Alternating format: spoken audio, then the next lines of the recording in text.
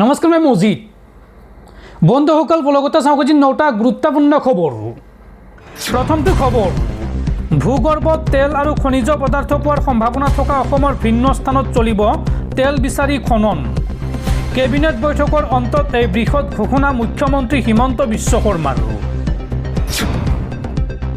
পৰৱৰ্তী খবৰ, যোৰহাটৰ যুৱতী অন্বেষা শইকীয়াৰ হত্যাৰ গোচৰ সন্দৰ্ভত আটক 4জনক। ড্ৰাগছৰ বাবে জীৱন শেষ হৈ গ'ল অন্বেষা শইকীয়া নামৰ যুৱতীগৰাকীৰ। এই সন্দৰ্ভত 4জনক আটক কৰিছে আৰক্ষীয়ে।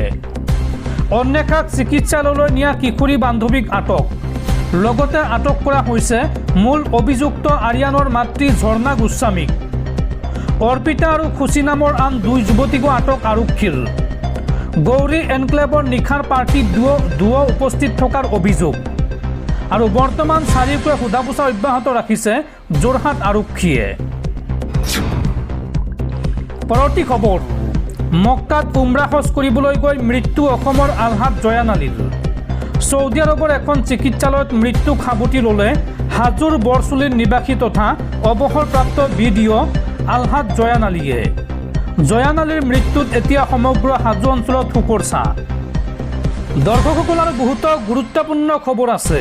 তাৰ আগতে আপোনাক জনাওঁ যে যদি আপুনি এতিয়ালৈকে এইটো ভিডিঅ'ত লাইক কৰা নাই তেন্তে এতিয়াই ভিডিঅ'টোত লাইক কৰি দিয়ক।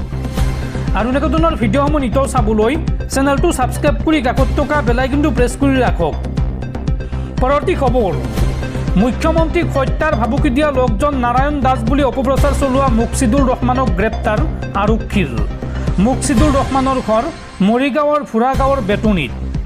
উল্লেখযোগ্য যে মুখ্যমন্ত্ৰীক ফেচবুকত মৃত্যুৰ ভাবুকি দিয়া আব্দুল মুতালেব প্ৰকৃততে নাৰায়ণ দাস নামৰ এগৰাকী হিন্দু বুলি অপপ্ৰচাৰ। এই অপপ্ৰচাৰৰ মাষ্টাৰ মাইণ্ড মুকছিদুৰ ৰহমানক আটক আৰক্ষীৰ। তামিলনাডুৰ হুচুৰত আটক কৰা হৈছে মুকছিদুলক।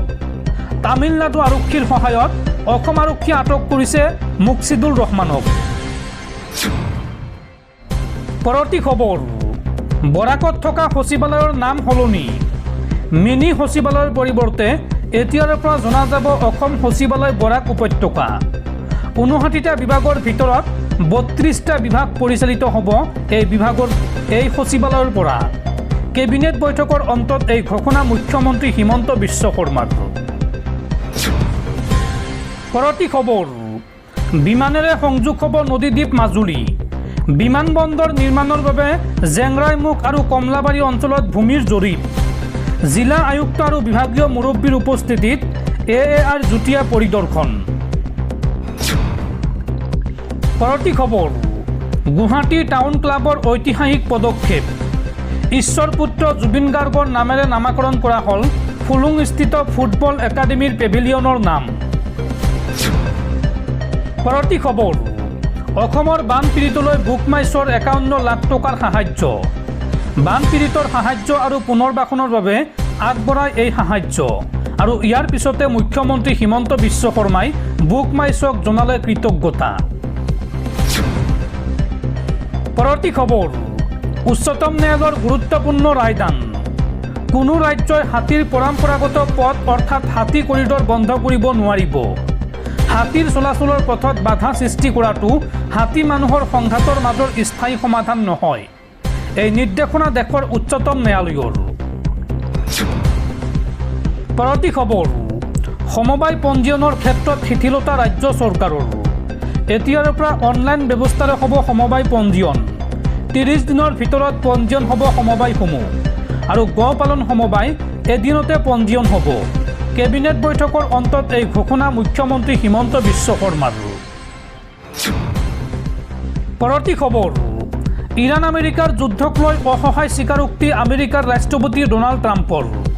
ডোনাল্ড ট্ৰাম্পে এই কথা স্বীকাৰ কৰিলে যে আমেৰিকাৰ ৰাষ্ট্ৰপতি ডোনাল্ড ট্ৰাম্পৰ কথা ইৰাণে নুশুনে। আমেৰিকাৰ ৰাষ্ট্ৰপতিয়ে যিটো কয় তাৰ ওলোটা কৰে ইৰাণে। সংবাদমেল পাতি এই অসহায় স্বীকাৰোক্তি মাৰ্কিন প্ৰেছিডেণ্ট ডোনাল্ড ট্ৰাম্পৰ। ইৰাণে যে ট্ৰাম্পৰ কথা মানি নলয় এই কথা খুদ ক'লে ডোনাল্ড ট্ৰাম্পে। ইৰাণে বিচাৰে চুক্তি, কিন্তু মই বিচৰা ধৰণে নহয়, এই মন্তব্য ডোনাল্ড ট্ৰাম্পৰ। ডোনাল্ড ট্ৰাম্পে এই সন্দৰ্ভত কয় যে মই যি বিচাৰিছোঁ সেয়া ইৰাণে মানি লোৱা নাই। ইৰাণ আৰু ওমানে নতুন পথ খোলাৰ বাবে কাম আৰম্ভ কৰিছে।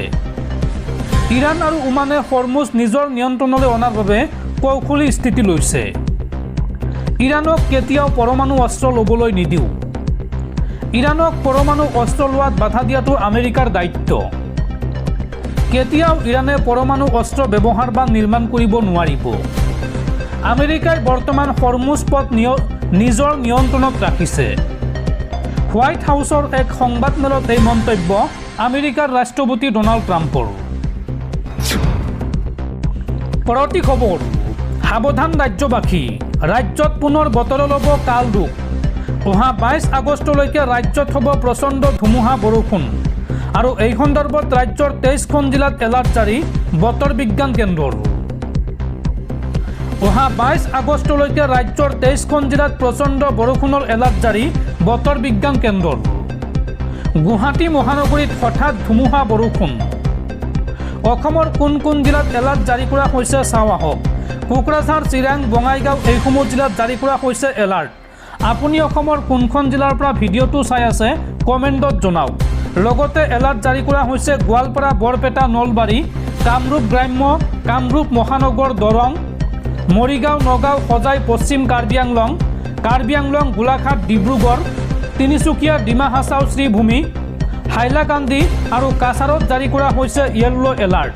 এই জিলাকেইখনৰ উপৰিও ৰাজ্যৰ আটাইকেইখন জিলাতে কম বেছি পৰিমাণে বৰষুণৰ সম্ভাৱনা আছে। এই কথা জনাইছে বতৰ বিজ্ঞান কেন্দ্ৰই। পৰৱৰ্তী খবৰ, ৰাজ্যত পুনৰ সভ্য সমাজক লজ্জানত কৰা ঘটনা। এইবাৰ প্ৰথম শ্ৰেণীৰ ছাত্ৰীৰ সৈতে কুকৰ্ম 54 বছৰীয়া মুক্তিনাথ বৰাৰ। খেলি থকা অৱস্থাতে মুক্তিনাথে ফুচুলাই নিছিল প্ৰথম শ্ৰেণীৰ ছাত্ৰীগৰাকীক।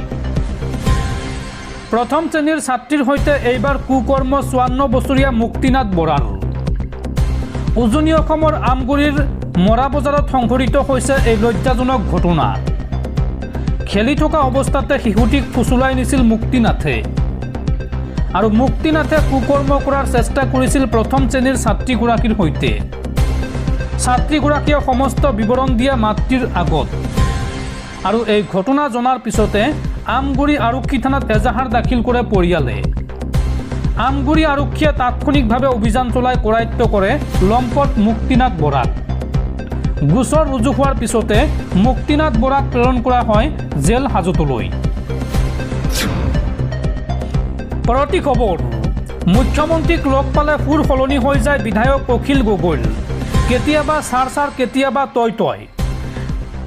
বিধায়ক অখিল গগৈক এইদৰে তীব্ৰ কটাক্ষ APCCৰ সভাপতি গৌৰৱ গগৈৰ। শিৱসাগৰত বানে তাণ্ডৱ চলাই থকাৰ সময়ত গৌৰৱ গগৈয়ে ফোন কৰি এটা খবৰো নোলোৱাৰ অভিযোগ উত্থাপন কৰিছিল অখিল গগৈয়ে। এই বিষয়টোক লৈ শেহতীয়াকৈ প্ৰতিক্ৰিয়া প্ৰকাশ কৰিছে অসম প্ৰদেশ কংগ্ৰেছৰ সভাপতি তথা সাংসদ গৌৰৱ গগৈয়ে। গৌৰৱ গগৈয়ে এই সন্দৰ্ভত কয় যে মোৰ ক্ষেত্ৰত তেওঁ সদায়ে তেনেকৈয়ে ক'ব, কিন্তু মুখ্যমন্ত্ৰীৰ ক্ষেত্ৰত তেওঁ স্থানভেদে সলনি হৈ থাকে। মুখ্যমন্ত্ৰীক কাষত পালে তেওঁৰ সুৰ সলনি হৈ যায়। মুখ্যমন্ত্ৰীৰ কপাল ভাল যে কেতিয়াবা অখিল গগৈৰ পৰা মিঠা মাতো শুনিব, কৃতজ্ঞতাও লাভ কৰিব। অখিল গগৈৰ পৰা মুখ্যমন্ত্ৰীয়ে কেতিয়াবা টেঙা আমো খাব আৰু কেতিয়াবা নাৰিকলৰ লাড়ু খাব। সাংসদগৰাকীয়ে অখিল গগৈক কটাক্ষ কৰি লগতে কয় যে মোৰ ক্ষেত্ৰত যে তেওঁৰ সুৰ সাল সলনি নহয় সেইটো মই ভাল পাওঁ। মই মানুহৰ স্থিৰতা ভাল পাওঁ। অখিল গগৈয়ে ইয়াক ছাৰ কৰি থাকে আৰু বিধানসভাত তই হৈ যায়। এই মন্তব্য APCCৰ সভাপতি গৌৰৱ গগৈৰ।